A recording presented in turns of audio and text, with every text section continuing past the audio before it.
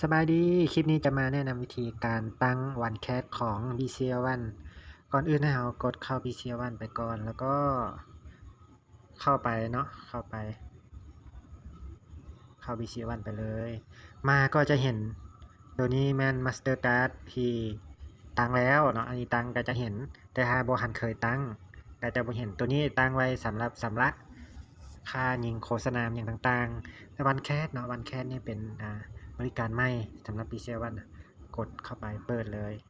เปิดแล้วก็ยืนยันใบหน้ากดเข้าไปกรุณาปฏิบัติตามคำแนะนำจัดใบหน้าให้ตรงกับขอบที่กำหนดหันหน้าไปทางขวาและหันกลับคืนดีไลน์ภาพตาดีไลน์หันหน้าไปทางซ้ายและหันกลับคืนดีไลน์มาฮอดขั้นตอนนี้เขาก็ใส่เบอร์โทรของเราเข้าไปเพื่อยืนยัน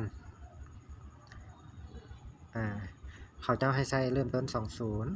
5969 3965กดเข้าไปกดเข้ามาแล้วก็ตัวนี้จะเป็นข้อความตัวนี้จะส่งมาในข้อความกดเข้ามาเบิ่ง BCL1 ส่งมาเวลาตัวรุ่มเนาะตัวรุ่มมันจะส่งอันนี้เคยยืนยันไป043609 043609กลับมา BCL1 043609ต่อไปแล้วก็บันทึกการเปิดนำซ้ายไม้ปึ้งเข้ามาแล้วก็กดเข้ามาอันนี้ก็จะเห็นเลยถ้าเรากดเข้าไปตัวนี้ก็เป็นคือกันเนาะเป็นคือกันเลยตั้งแต่ว่าอันนี้นี่เป็นเวอร์ชันใหม่น่าจะเป็นเวอร์ชันใหม่เข้ามาก็เป็นหน้าตาแบบที่รายการเคลื่อนไหว